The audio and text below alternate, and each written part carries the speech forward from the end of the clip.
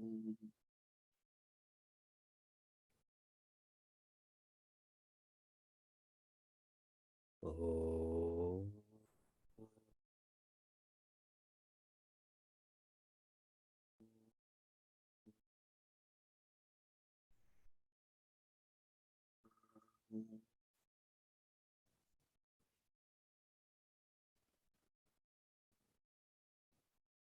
Oh.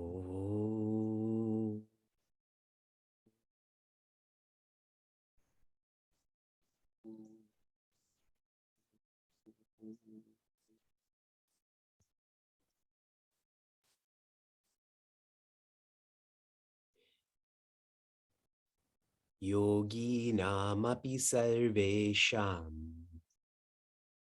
In the comparison of who is the best, Sri Krishna is encouraging Prince Arjuna to know being a yogi is the best. So put in your best efforts. A yogi in this context is a contemplator.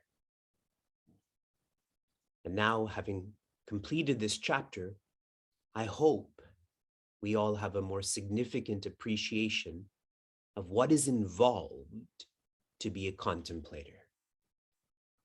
A lifetime of purification, preparation, personalization. It is dangerous to dilute the descriptions of such personalities, such statuses. If we start to describe a yogi as someone who can control their breath, a yogi as someone who can sit in a unique body position for hours, the danger in that is one becomes complacent. They feel they've achieved yukta now. So there's no need to continue to grow or to evolve. When there's dimensions more, quietude of mind, stillness of intellect, silence of the ego. So when I share these intense definitions of these terms, it is not to intimidate, but rather to educate, so that there's no chance for complacency in our journey. Do you all agree?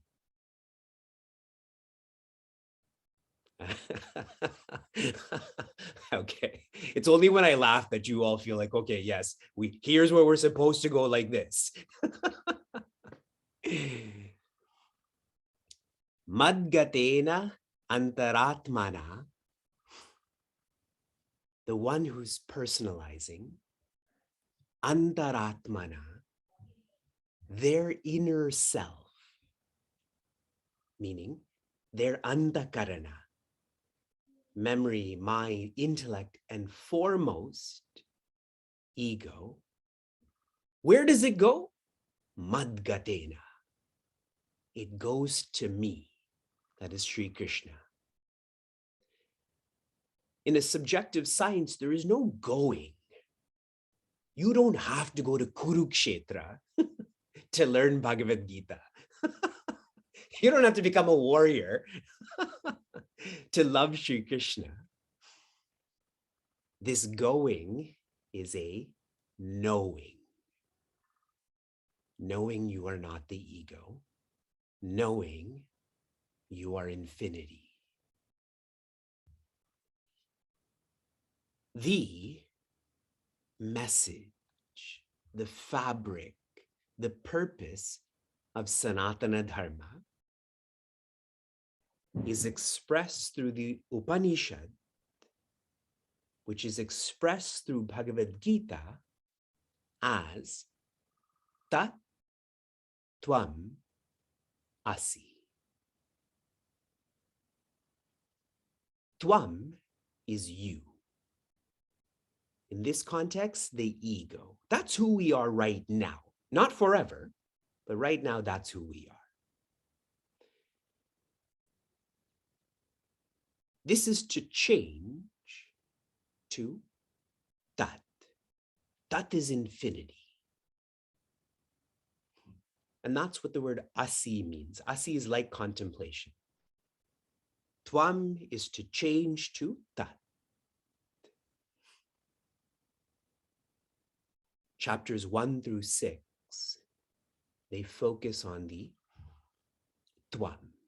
And that's why I shared this is the last verse, not just of this chapter, this entire section. When we commence chapter 7, the focus is going to shift to Tat. From Prince Arjuna to Sri Krishna. Generally in our culture, this is called mukti. One is free, free of the ego. Shraddhavan bhajate yo mam. How many of you are in the Vedanta and Bhagavata course by show of hands? Good lots. In our Vedanta and Bhagavata course, like our Vedanta and Ramayana course,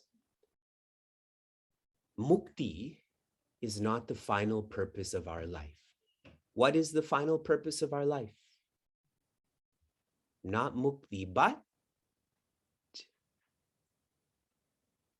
bhakti. Good. Bhakti. That is what is shared in this third quarter. Filled with faith, faith that I am Sri Krishna, that I am infinite. What do? Bhajate. I sing and seek and serve and worship and love. What? Whom? Unconditionally. The expression of mukti is bhakti. The expression of joy is love. And I'd shared this with all of you during contemplation yesterday. When you're a student, akshara abhyasa, you learn how to write Om. Upanayana, you learn to feel Om. Samavartana, then what do you do with this feeling? You go back home. You felt this in the controlled environment of the ashram. Now you go back home. The next two samskaras in one's life, vivaha, which means upliftment. You are already uplifted. Now you're uplifting others, a family, the community. What's after that? Yajna, Pancha Maha Yajna, where you keep on serving nature's forces, nature's beings, and so on. Dots are being connected. Here's where you do nothing. Now I laugh. Here's where you smile and nod.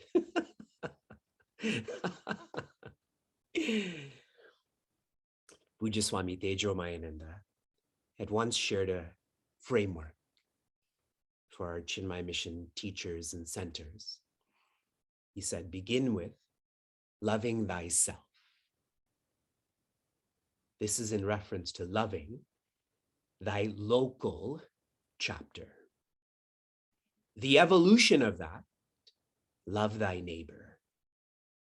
Help the chapters around you. The evolution of that, love thy mother. Help all chapters.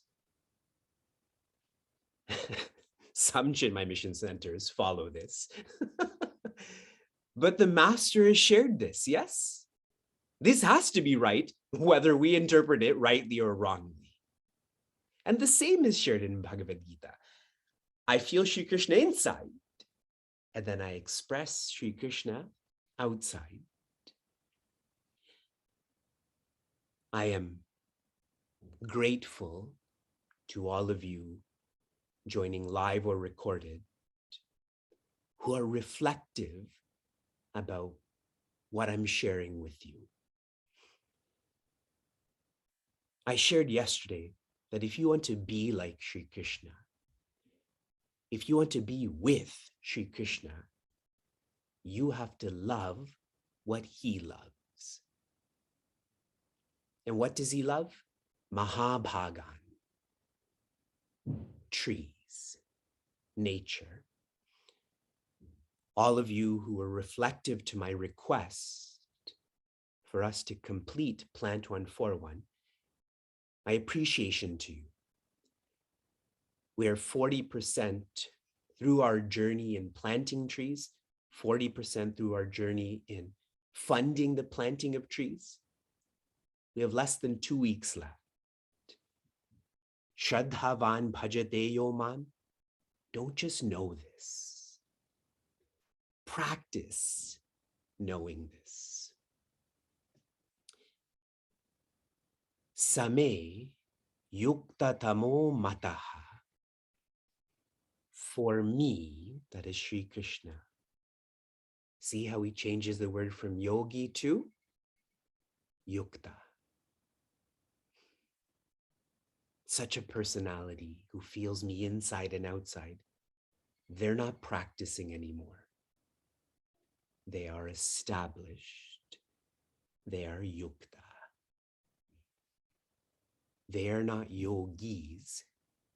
They are yogishwara. They are the master of yogis. One final reflective point, and then I will tend to the questions that are asked. In our culture, there's a type of mukti. I don't want to call it freedom, but evolution called sarupya mukti. Sarupya means where you start to take on the form, you look like whomever you're worshiping. Let's say in this case, Sri Krishna.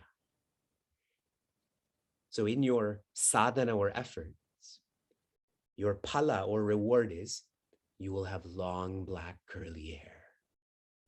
You will have lotus-like eyes. You will be awesome at playing the flute.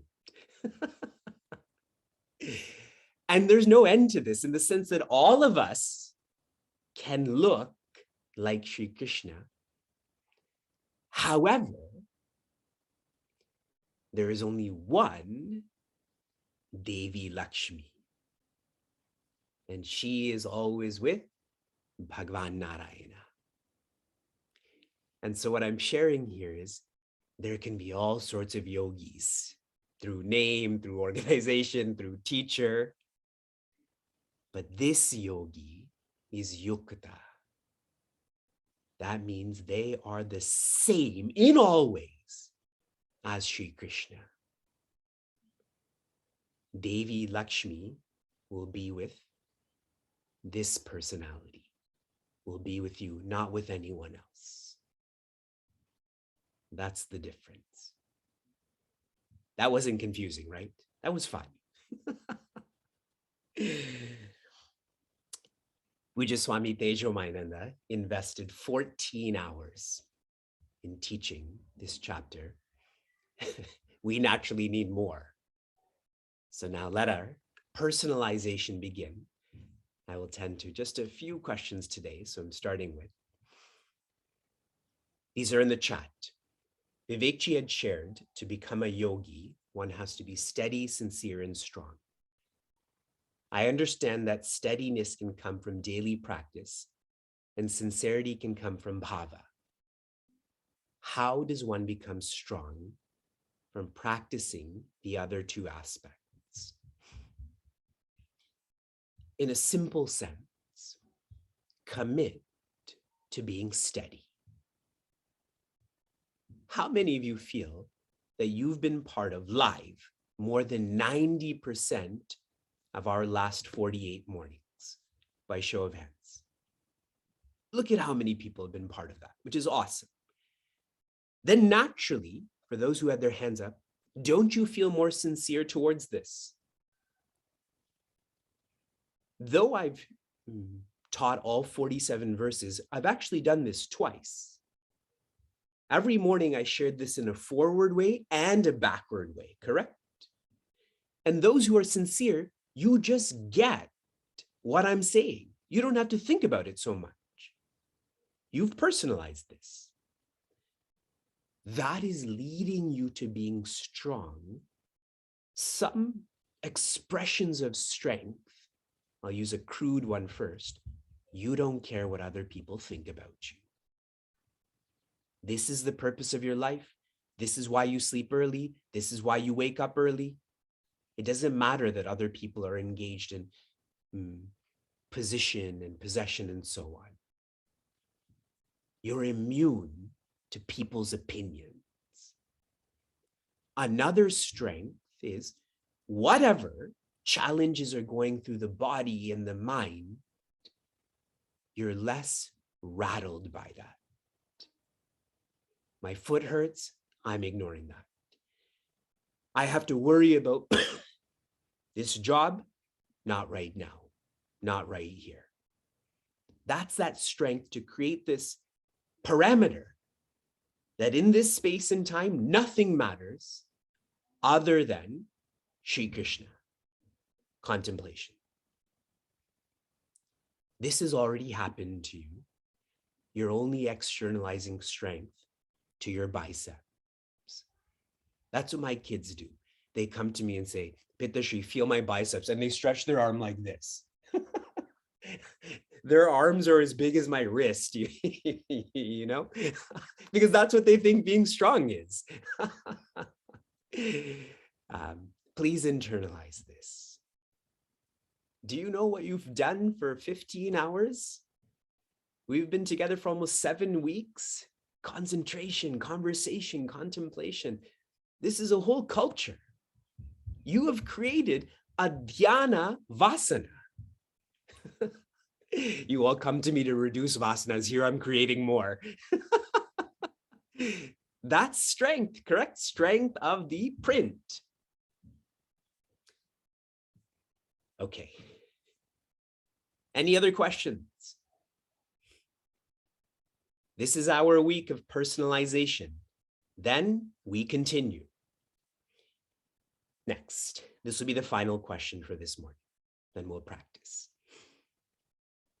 Earlier, you suggested to wake up, wash the face, and contemplate. But according to verse 15, wear fresh clothes. Am I supposed to shower and contemplate because of verse 15?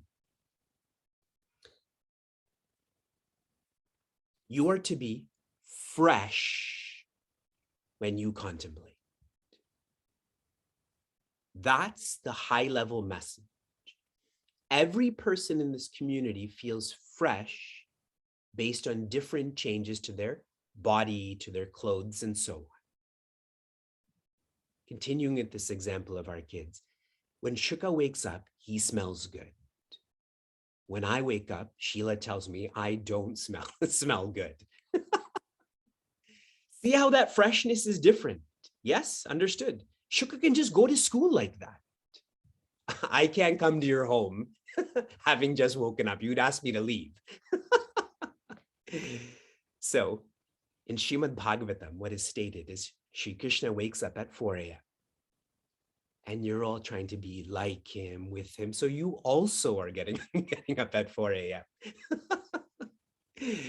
And he freshens up first. He does not bathe.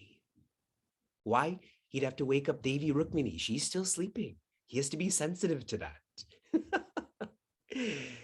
He contemplates dhyana.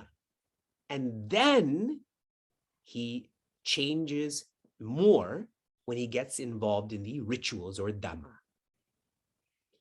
My suggestion to you, the personalization, wake up early, wash your face, brush your teeth, and change your clothes into contemplative clothes. Loose clothing, even your gym clothing, if it's fresh. Understood? Contemplate. Be together for this 45 minutes. Then, as you begin your more worldly responsibilities, that is the time where you can take a shower and change your clothes into your dress, formal clothes, and so on. Okay? Why I stated specifically to change your clothes, because your clothes have an effect on you. They shouldn't, but they do. I always think about how people dress up so much to go to restaurants or to go out socializing because it makes them feel good. That makes me feel sad that you need that to feel good. You should feel good irrespective of the clothes you're wearing. But contemplation is much more subtle. Your sleeping clothes, your gym clothes, they have an effect on you. You should have contemplation clothes. We'll create a brand, okay? Dhyana style. That's what it'll be called, okay? The logo will be Inspire, Love, Be. We'll continue with our personalization in the coming mornings. One with one, for anyone who wants one with one time, personal time, to share, to ask, to commune. That will be shared on our website today, where you can register for these time periods for us to be one with one in a private sense over Zoom. So look out for that. If this interests you, you can sign up. Shanti, Shanti, Shanti. Oh.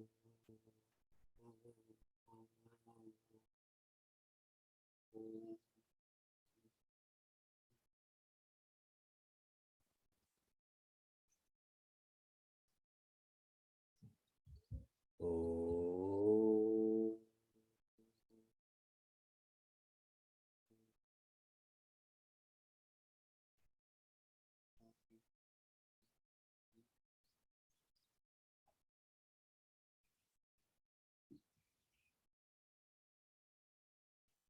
Oh.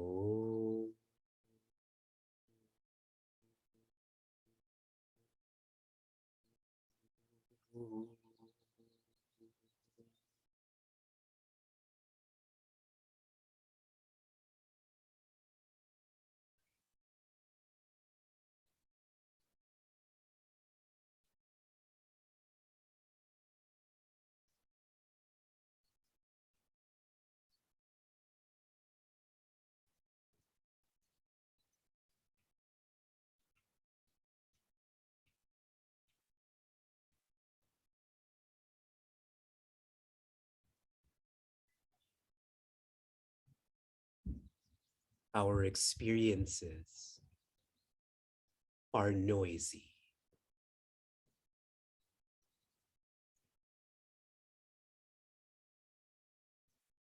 Externally, the sound of social media, talking, beeping, and so on.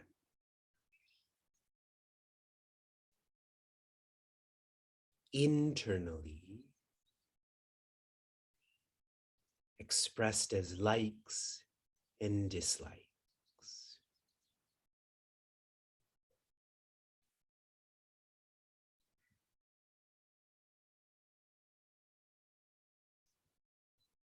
This noise is facilitated by our equipments.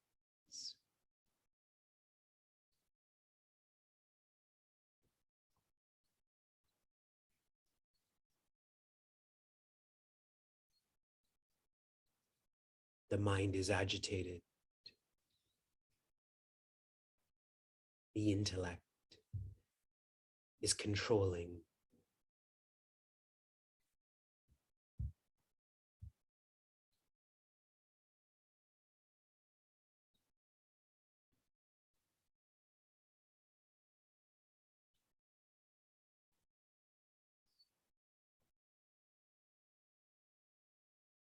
The equipments are facilitated by the ego.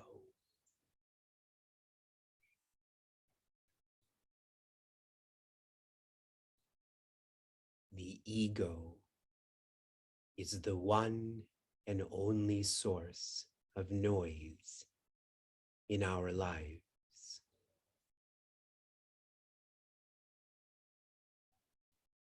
This is obvious. Wherever there is separation, there will be noise.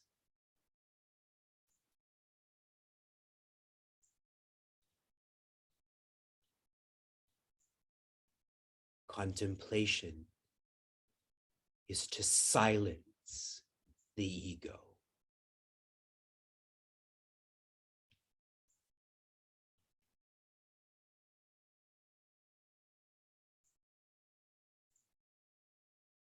With the ego silenced, be silent.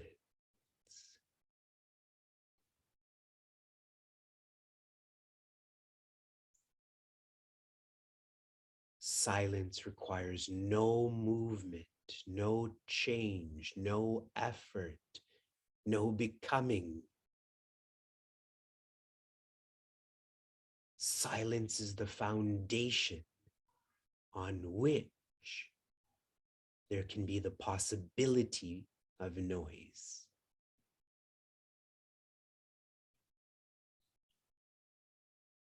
Just be silence.